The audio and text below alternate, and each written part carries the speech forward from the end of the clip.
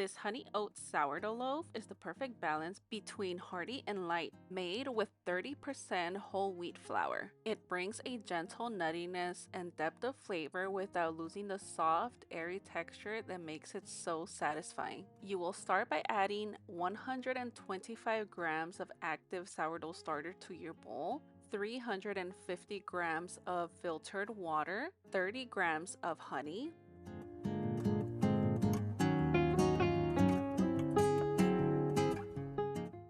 Now you'll mix all three together until everything is well incorporated, making sure that you dissolve most of the starter and the honey.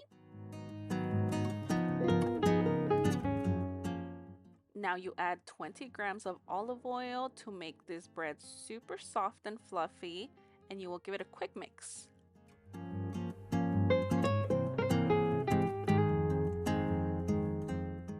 Now you add 350 grams of flour. I use the Kirkland all-purpose. You can use bread flour.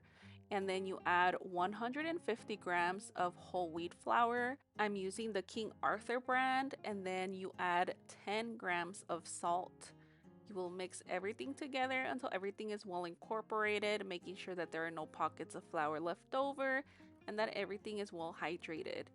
If you want a higher ratio of wheat flour, you definitely can. You can add as much as you want. Just take away from the regular flour that you added, and you might have to adjust the water just a tad bit and add a little bit more. As I mentioned before, this is a 30% whole wheat loaf, so you will still get that nutty flavor of the whole wheat flour, but still have it super soft and fluffy.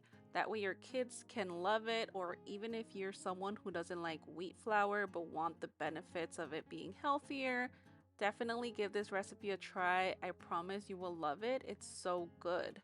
After mixing, you will wait 30 minutes and then you start on your first set of stretch and fold, gently stretching the dough, folding it over, going around the bowl until the dough starts to resist. As most of you know, I like to do some slap and folds as well, but whole wheat flour tends to be weaker than just using all regular flour. So I like to stop as soon as the dough turns into like a soft ball. You don't want to overdo it because this dough will tear easily. So now you wait another 30 minutes and you do the second set, doing the exact same thing we did on the first set, and also including a little bit of slap and folds to strengthen the dough just a little bit more. And then you wait again for another 30 minutes to do the third and fourth set.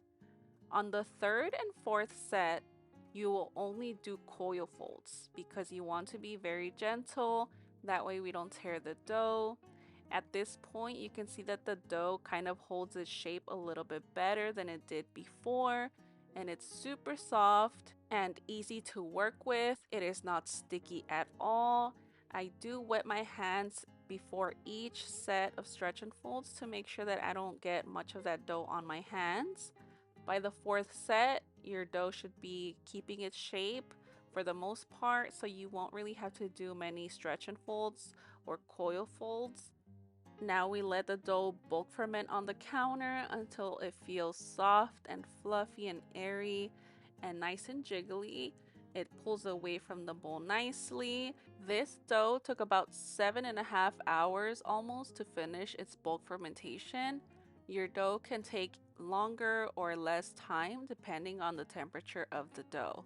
As you can see here, it came off of the bowl very nicely, and I can feel that it's super jiggly. Here I am trying to be very gentle, kind of picking up the dough as if I'm doing a coil fold. That way I can shape it very, very gently. I don't want to tear this dough. I want to be as gentle as possible, but still giving the dough a little bit of structure and some tension on the top. And by the way, this mat is literally so annoying. I know I have it over like a table cover, so it's moving, but even without the table cover, it's always moving. So I want to buy like those stainless steel tables. That way I don't have to put anything under it, and then I don't have to deal with all of this movement underneath. But anyways, you shape your dough very gently and then you let it rest on the counter for a few minutes so it can relax. And then I like to do a single caddy clasp, and on a plate, I do have a plate with water next to me. That way I can put the dough over that water. You can do a little spray bottle instead and just spray the dough directly. I just don't have one, so I use a plate, and then I grab the dough and put it on that plate to put some water on it because I wanted to add some oats on top of the dough. That way it could look pretty and have a little bit of crunch on the outside, which makes this bread very, very delicious. So I highly recommend you do this. I just used regular oats, and then I just grab the dough and put it right on top of the oats. The water helps the oats stick to the dough, and I'm just trying to get an even coating everywhere, and then I put it into the banneton directly face down. So now I let the dough rest in the banneton for like 10 minutes, and then I do a little bit of stitching. Waiting the 10 minutes helps the dough relax a little bit, and I can pull it over, as you can see here, to create a little bit of tension. That way the dough doesn't go flat as soon as we bake it. You can bake this in a Dutch oven or in a loaf pan like I did. I wanted it to be like a regular sandwich bread loaf. So here I'm just finishing the stitching a little bit. It's nice and tight, and you can see that there's bubbles everywhere on the edges of the dough. That is a very good sign. Now you cover your dough. I like to use a plastic wrap, and then you put it in the refrigerator overnight or for a few hours, whatever you want. And we let it do its cold proof. This is what the dough looks like. It's not filling the banneton all the way around, as you can see here. So in the morning when I'm ready to bake, this is what it looks like. It rose a little bit in the banneton. It fills it up nicely. In the morning, I preheat my oven to 450 degrees, and then I grab my 2 loaf pans and some parchment paper. I put the dough on the parchment paper directly into the pan.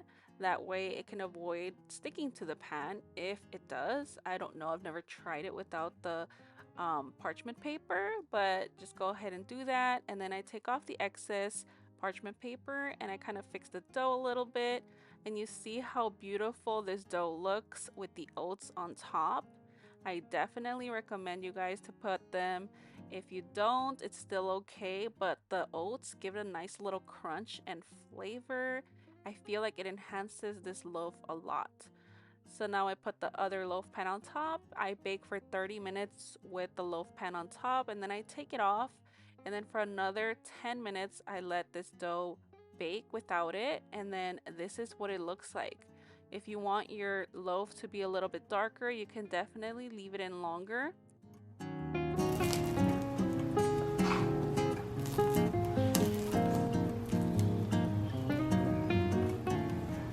You still get a little bit of that crunch on the outside, but the inside is super soft, flavorful, and the oats give it a nice crunch as well. And this is one of our favorite loaves. My children can't even tell that there's whole wheat in there, which is very, very nice. 30% whole wheat is the way to go, so give it a try. Let me know in the comments down below if you will be trying this recipe. Thank you so much for watching today's video, for commenting, for hyping all of my videos, for subscribing. Thank you so much. I appreciate it, and I'll see you guys in my next video. Bye, guys.